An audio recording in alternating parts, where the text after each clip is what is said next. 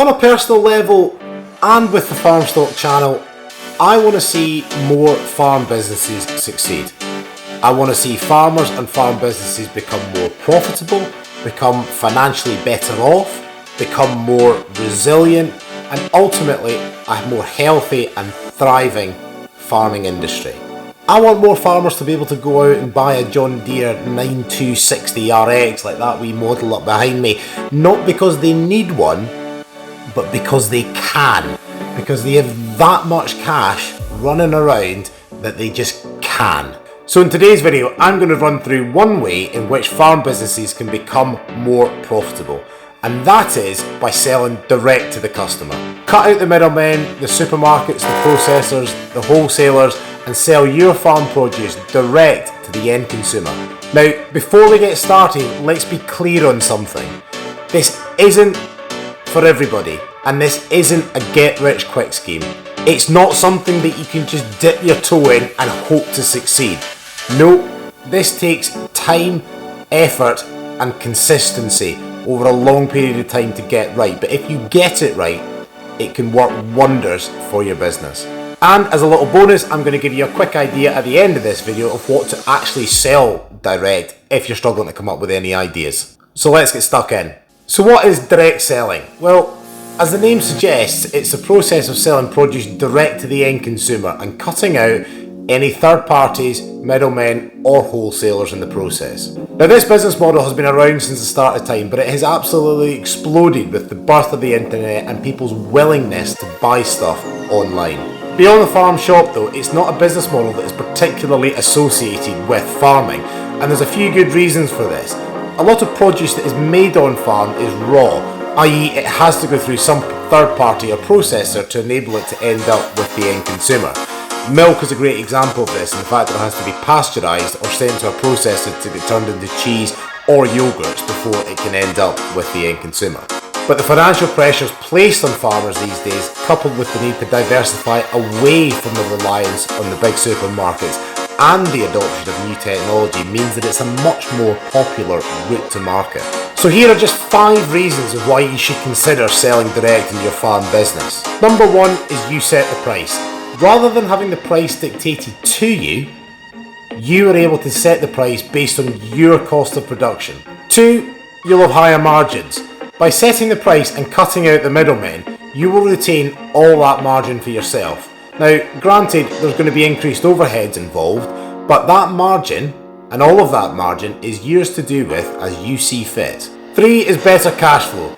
Particularly when you sell direct, you receive the money before the product is shipped or delivered, and that works wonders for your cash flow. You won't need to worry about setting payment terms or chasing unpaid invoices, and this will ultimately give you a much better cash flow. 4 is your opportunity to build a brand, and by this I mean you can build a much closer relationship with your end consumer if you sell direct. This takes you away from selling a commodity into the market such as milk and enables you to build a brand in which you can sell for a higher price. And number 5, and this is the big one, it puts you in control. Selling directly enables you to control every aspect of your business, be it your product, your data, your money, your marketing, your customer experience. It puts you in control, and that puts you in a much stronger position to build your business. Now, before you run off and do a Jeremy Clarkson and set up another diddly squat, I'm going to ask you to stop and think about the options. Most of you will have seen from Clarkson's farm the amount of money that is required and the red tape that you need to wade through to get a physical farm shop off the ground. The sums are pretty eye-watering, and it can be a very soul-destroying experience before you even welcome your first customer through the door. Coupled with the fact that the vast majority of people don't have the celebrity pool or the deep pockets of someone like Clarkson, I would recommend not setting up a physical farm shop in 2023. Rather, to sell direct, I'd recommend that you do it online and test the market first with your product before you commit huge amounts of money and time. The only caveat to this is I've actually done this a couple of times with 2 other businesses that I've been involved with in the past with varying degrees of success. So what I'm going to do is share some of the insights and mistakes that I made along the way so that you don't have to. So, how do you actually do it? The process is actually pretty straightforward. Firstly, decide what you're going to sell. This could be clothing, it could be meat, it could be cheese, it could be whatever you produce on the farm. Second thing is to decide what online platform you're going to use. There are an absolute ton of them out there, but things like Shopify, WooCommerce, BigCommerce and Wix are a great place to start for you to be able to sell online. I will stick a link to a few of those in the description below this video. The third thing is market the hell out of it. This was one of my big mistakes, and online nobody knows that you exist. You need to market it. I am not advocating going out and hiring a marketing agency to do it for you, and I will come on to this later in the video, but you will need to commit significant time and effort into marketing your product and your website. 4 is think about how you're going to deliver it. Once you've made that sale, how do you get that product to the end customer? Again, there's a ton of ways of going about doing this. Royal Mail, Every, DHL, Parcel Force, loads of them out there, but look at the costs, build that into your margin and make sure you have enough left after you've included that delivery cost. Now, I'm going to use the example Shopify here because it's the one I've got most experience with, but all the other ones that I've mentioned and all the other ones that I haven't are fantastic and they will do a great job for you as well. I'm not getting paid by Shopify in any shape or form. As I say, it's just the one I have most experience with. Now, don't go thinking that you actually need a huge amount of technical experience to be able to do this. The beauty of platforms like Shopify is that they're incredibly intuitive to use and designed for non-techie people to be able to set themselves up online. This isn't going to be a full-on tutorial on how to use Shopify because there are 1,000,001 tutorials out there for people who will explain it a hell of a lot better than I ever could, but there are a few things that I am going to mention. For 25 quid a month, you can get a professional, fully hosted website that is mobile friendly and will take care of all secure payments and with any amount of marketing plugins included as well.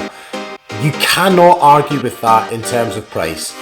The barriers to starting on this sort of thing are so low at the minute. These platforms provide an excellent low-cost option to test the product and try and sell it online and see if it works.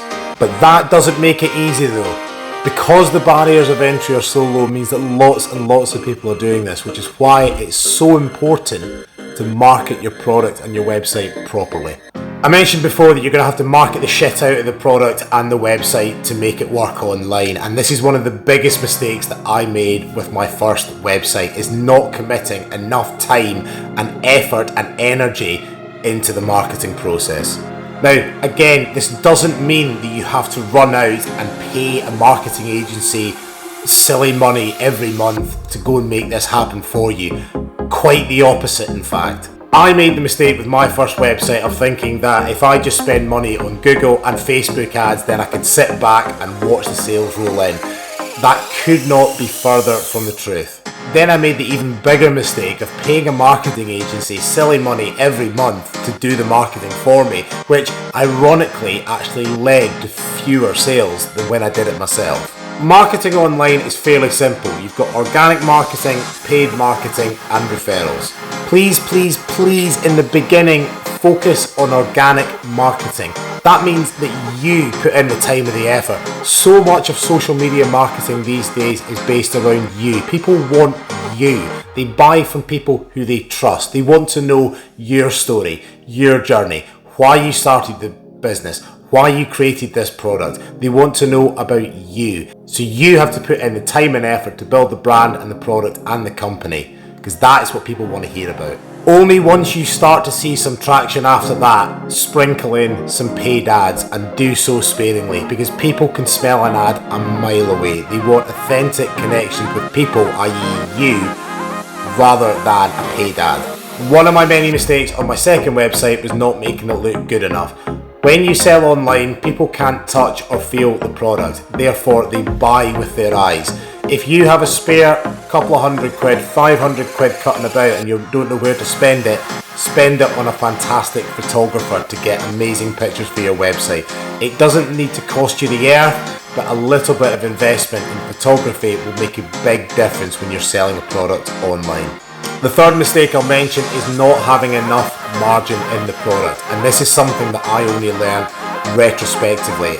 Selling online means you will have a bigger margin, but consequently you will also have more overheads and more marketing costs. And so that margin needs to be able to cope with those increased overheads. An ideal price for products that you're selling online is between £60 and £100. Anything below 40 leaves it a little bit thin by the time you include your marketing, other overheads and your delivery costs. Now, you might think to yourself, well, I can only sell one beef steak for £7 to £8, and that might be true, but if you bundle them up and you sell a packet of 10, for example, for £60, then all of a sudden you're in the money.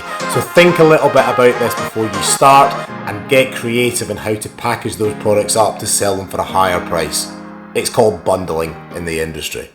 There's a ton of examples out there of people who are doing this really successfully. Now, most physical direct-to-consumer farm shops will have an e-commerce element to them, but I've also seen a rise in direct, pure online e-commerce with farm businesses, and some of these work really well as well. Diddley Squawk Farm with Jeremy Clarkson, yes, he's had the coverage with Amazon and the series, which has done amazingly well, but it's a great example of being able to increase farm profitability by selling direct to the public. The Buffalo Farm's another great example. Some of you will remember Stevie Mitchell from This Farming Life, a farmer up in Fife in Scotland.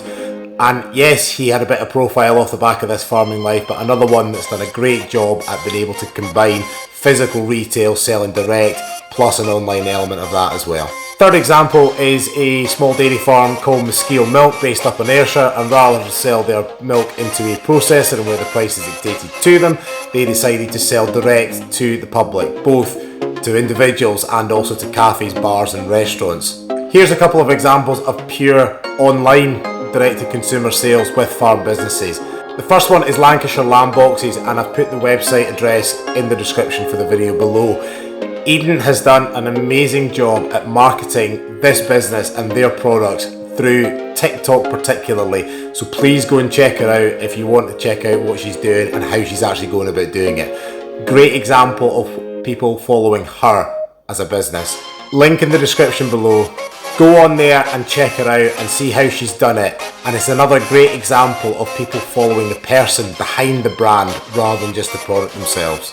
Second one is Warrendale Wagyu. This is actually a collection of farmers that produce Wagyu beef and are sold through this website, Warrendale Wagyu. Again, link in the description below. Not directly from one single farm, but from a collection of farms. So again, it's another really creative way to sell product directly to the consumer. And here's my little bonus tip for everyone who's made it this far through the video. If you're struggling for ideas and what to sell, then I've got one for you. I came across this idea when I was around a friend's house at Christmas, and it's a fantastic idea, a product with a great margin, and that is Swiss fire sticks that look like this. Effectively what it is a dried out log with a cross cut on the top, 3/4 the length of the bit of wood, and then there's a fire lighter inserted in the middle. Once they're lit, they effectively burn into themselves and burn down, and they can stay alight and produce a fire for approximately 3 to 4 hours depending on the size of the bit. You can look them up online and you can see what is effectively a bit of wood with 2 cuts in it. They sell for a really good price. I think the one that we had at the party was about 3 foot high and cost 28-30 quid. So you can see the margin in that from effectively what is just a bit of dried out wood. You could sell these locally, you could sell them into garden centres, you could sell them online. Only thing I'd say is check delivery costs, and make sure you build that in and make sure it works for you as well.